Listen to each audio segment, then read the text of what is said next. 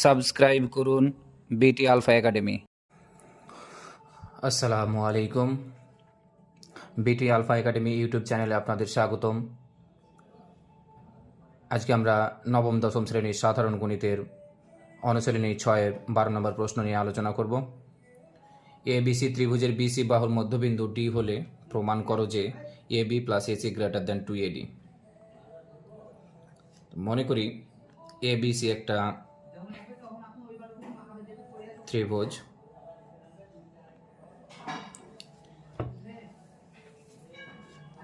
BC বাহুর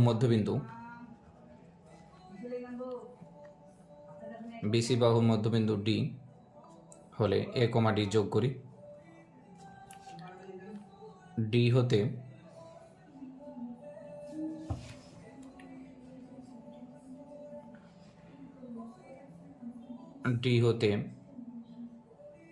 ই পর্যন্ত বর্ধিত করি,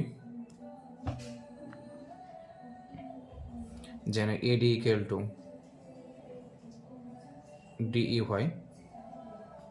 সি কমা ই যোগ করি। তাহলে প্রমাণ করতে হবে যে AB plus AC greater than 2AD। তাহলে এ কমা ডি যোগ করি এবং এডিকে ডিই পর্যন্ত বর্ধিত করি, যেন এডি ইকুয়াল টু ডিই হয়। সি কমা ই যোগ করি।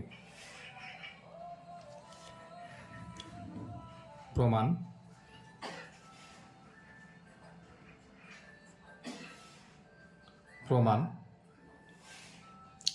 ত্রিভুজ এবিডি, এই ত্রিভুজ এবং এই ত্রিভুজ আমরা তুলনা করে দেখি। তাহলে ত্রিভুজ এ বি ডি ও ত্রিভুজ ডি ই সি হতে পায় B D equal to DC, BD equal to DC. যেহেতু বলে দিয়েছি, প্রশ্নে যেহেতু বলা আছে ডি বিন্দুটি বিসি এর মধ্যবিন্দু, সুতরাং BD equal to DC. Eddy equal two D, eddy equal two D. এখানে অঙ্কনই করে বলেছিলাম যে এডিকে ই পর্যন্ত বর্ধিত করি, যেন এডি ইকুয়াল টু ডিই হয়। তাহলে এবং অন্তর্ভুক্ত কোণ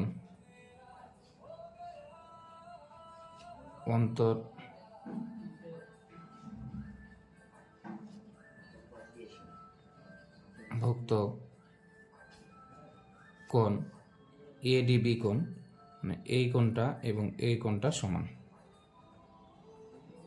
এডিবি কোণ ইকুয়াল টু অন্তর্ভুক্ত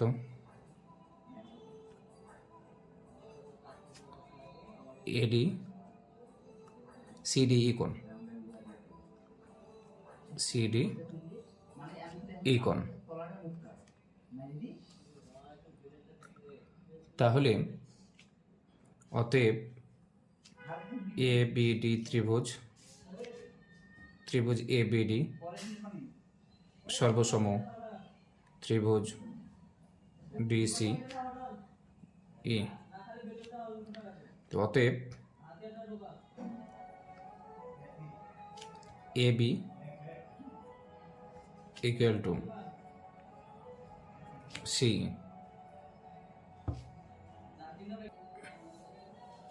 আবার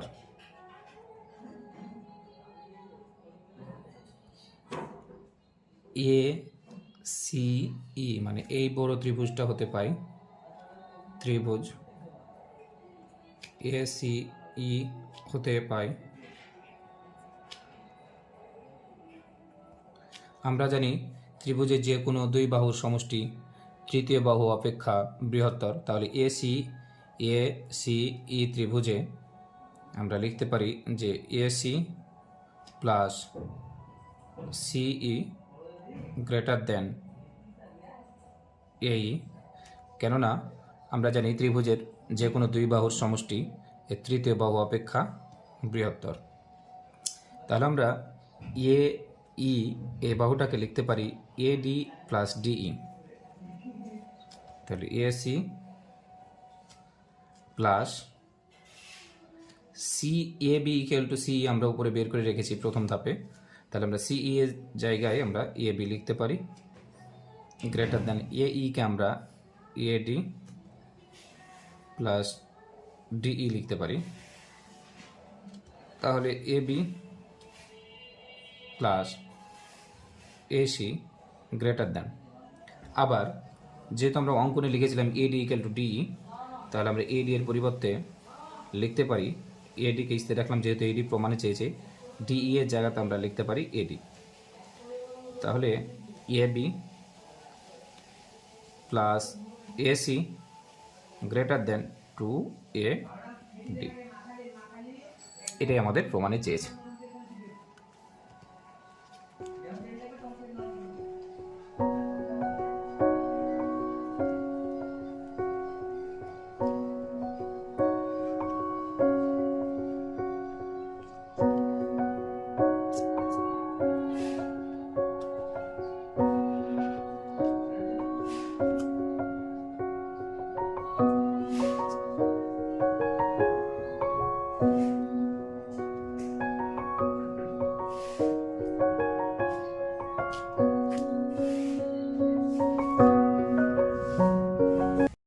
পরবর্তীতে আরও ভিডিও পেতে আমার চ্যানেলটি সাবস্ক্রাইব করুন।